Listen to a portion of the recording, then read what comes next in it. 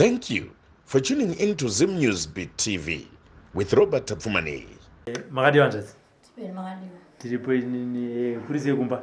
Makuri nani? Anditi. Sevana wachingopesana pesana.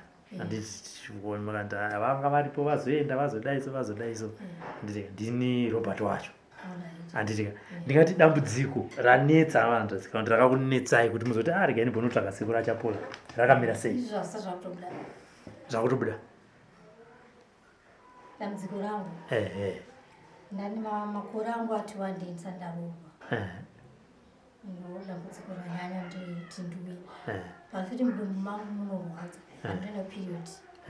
Handinozopedza ndinotanga kuzvimba dumbu. Okay. Uchirwadza mudumbu. Tinga sekutaura kwamuri kuita kuti mudumbu munorwadza kana kuti maona period. Zvakatanga zvakangodari here upenyu hwenyu hwese kana kuti pane pazvakatanga pamungati zvane makore akati? Zvorwadza nemudumbu zvane tingangoti 3 years. Zvatanga. Zvane 3 years. Pa 3 years apa makambozvitsvagwa here musati mauya kuno kuti Ndaimboenda kumapostori. Ndosvika ndovataura dambudziko rangu. Vongondipawo mvura nematombo. But ndandioni change. Okay. Ende tosvika vazvione ndindotozova kutoti Ndodambudziko dambudziko rakadai. Kopanyaya kurorwa panzi chi? Zvinongoti zii. Zvinongoti zii, chinoti zii chi? Kuti handivaone vanhu. Kwamunofambira kakoma hakuna? Ndofamba kune vanhu. Apa waraitanga muri kuti marelationships haaite kana kuti relationship ikaita inopera patsanangurira? Anotoita kashoma. Kashoma. Yobva yangopera. Vandongozvigarira hangu. Vangozvigarira. Ndosiyana nazvo. Kana vachienda vanoti jiwa kana tsano vanozi? Vanongoti zivo munhu wangokatofona yake zvapezva adara hapana chateze. Achatsvaga munhu. Imi hamuchatsvagawo munhu wacho? Kana kutobva atondibhuroka. Kutsanangudzo zviri kunzi chivo? Tsanangudzo unonzi wakagadzwawo zvinhu zvakashata. Vabereki varipo? Vakashayika vese. Kumushanda kuri? Kwamutoko. Kwamutoko. Asi kwana tete nana baba munini varipo? Handadza baba. Dziriko. Vanongotozvifambirawo zvibatsiriwo. Kutonaudzawo bva ngoti zvifambire wega? Kashoma kutozvitaura nazvazvo. Inda? Nongozvipinda mapostori kwandakanyarara. Mapostori vari kuti dambudziko? Waiswa mamhepo wekuti usawana. Alright. Sekuru, ndima gara nemuzukuru achiuya achienda. Ndangoti ndimbonzwa dambudziko rake kuti rakamira sei. Ndimi muri kuzviona zvakamira sei pamuzukuru kadzi wenyu? Muzukuru wangu ishuwa. Mukaona munhu asvika pakuti ndakuda kubuda pamukoma Robert. Aisinga yekuti munhu anonakidziwa. Ndofunga ndogara ndakataura kakawandisa kuti matambudziko atiri kusangana nayo vazukuru vedu vane matambudziko makuru. Mamwe matambudziko iwaya aya anokonzereswa nasi sekunzwa kwamuri kuita musikana akarurama ende anenge musikana akashata fesi. Asi unotoona kuti pari iye ukamutarisa so unotoona kuti dambudziko rake riri kukura nekuda kwokuti iye varume vari kuwasangana navo but time yanosangana naye vanonzwa kusviba mwoyo kuti kana munhu akusvaga musikana kuti ndichazotaura rege ndimbofamba neuku. Asi iye tariso yake anoita kuti avo baba avo vakandiudza ndogona kutopererwa. Saka matambudziko iwayo yatitambudza ende hakusi kutanga musikana akauya nhasi ndatoti hazviti nani akauya akati sekuru ini ndoda kubatsirwa. Ndikati aiwa hazvina kuipa.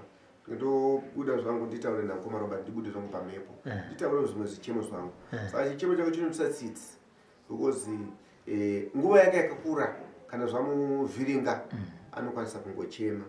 So zvoreva kuti mwana anoda kubatsirwa ane pfungwa dziri kumukurira.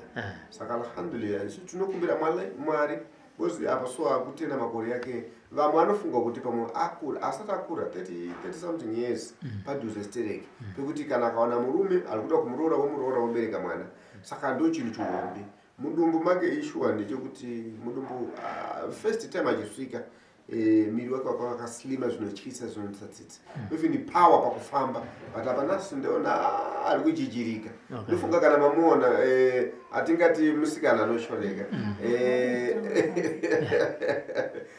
musikana akasimba varume vari kumuona muri musikana akagwinya ende anozvibatira nemaoko chandinongodira nchekuti anofungwa zvakanaka zvekuvaka musha asi musha wacho ndio usiri kuimira esi tichakumbira Allah subhanahu wa ta'ala nenguva nemwaka ndinongotenda kuti Mwari vachamusumudzira Mwari vachamuitira nyasha dzakanaka alhamdulillah ndovimba kuti chichemo chake mamhepo yaripo ende hayana kumira musha ende matambudziko aripo saka isitosasa kuti even my spiritual husband akarara ndotoda kuti yabve pamberi vake aite mai kana kuti kwete kuti aite musikana aite mai vanozvimirira paupenyu hwavo saka zvinondibatsira kuti ndirwe mweya wangu kusunguka bose kufa tema chindiudza ndakanzwa kubatikana kususuwara kuti Mwari chii chinomboitika Allah subhanahu wa ta'ala chii chinonetsa saka nekuzvipira kwake nhasi maona tasangana inyasha dzaAllah kukumbira kwake ndokwaita kuti agone kusunguka saka tinokumbira Allah subhanahu wa ta'ala kuti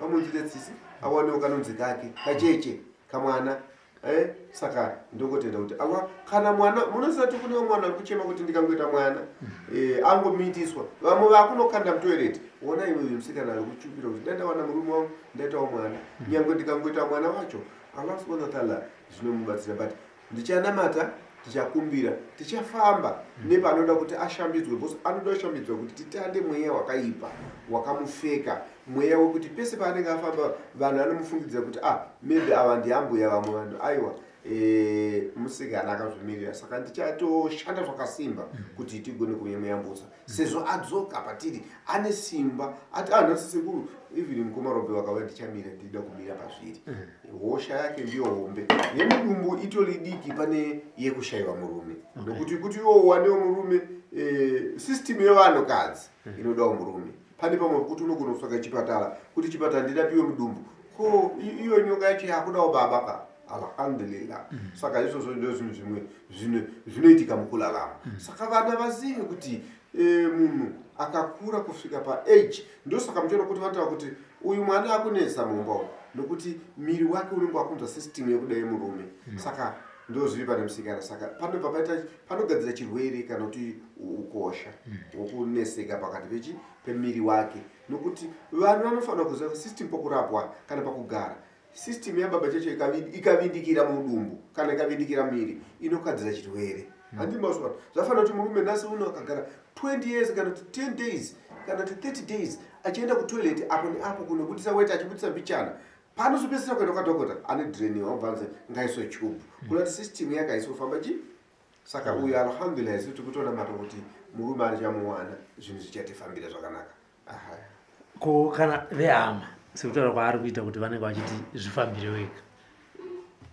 zvinoreve kana vachedza kufamba ana tete nemuzukuru wavo kuti kana nababa mudiki zvazvinoita mukomarobi apana paangazvimanikidze uyu pachiblanda amatikaziri mbire imimi mukafirwa nemubereki handiti baba mukuru baba mudiki kana titete kana kuti ani vanhu ivavaye vane mhuri dzavo saka uyu haana paangazvifambira semunhu akura anotomuudza kuti iwe handiti ndosiri kuroorwa kana nemiwo ndasi uno ndepape vamuchetedzera lamuriri mukomarobi kuti mwana wenyu kana kuti iwe ukaona warwara ubvati regai takuletera anondibvunzira bosi ukavaendera kumaprofita kana kun'anga patichanotanga kuti pane vanhu anoita sehakata inodonera atete handiti so atete kana yaadonera akata iye anobvati saka iwewo waitoziva wakambofamba kumuwandibata uroyi saka uyo ari right ngaafambe ega apedze zvinhu zvake kana pane chivanhu chinoda kugadzizwa uchigadzisa chasara chidiki chisina kunongedzana nokuti vanhu vazhinji mukomarobi pana pavari kuya nenyaya dzekunongedzana unozoona baba kana kuti vanhu vaya ari 12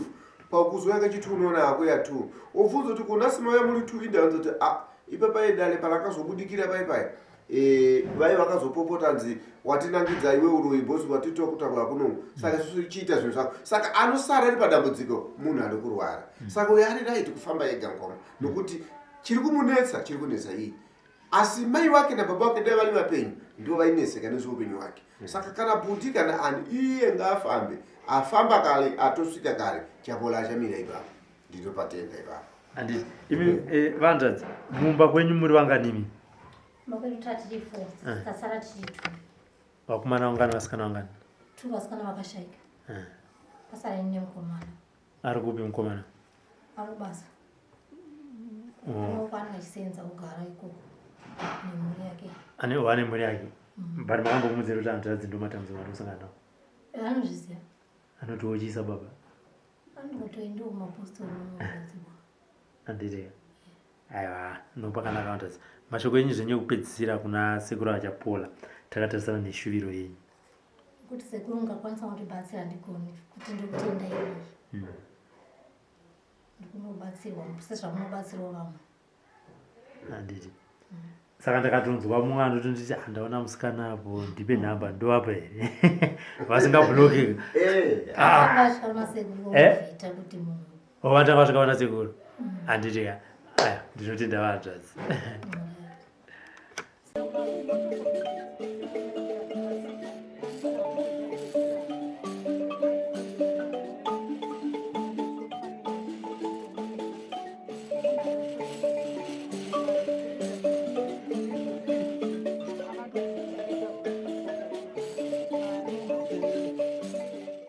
For these and more stories, tune in to Zim News Bit TV with Robert Tafumani.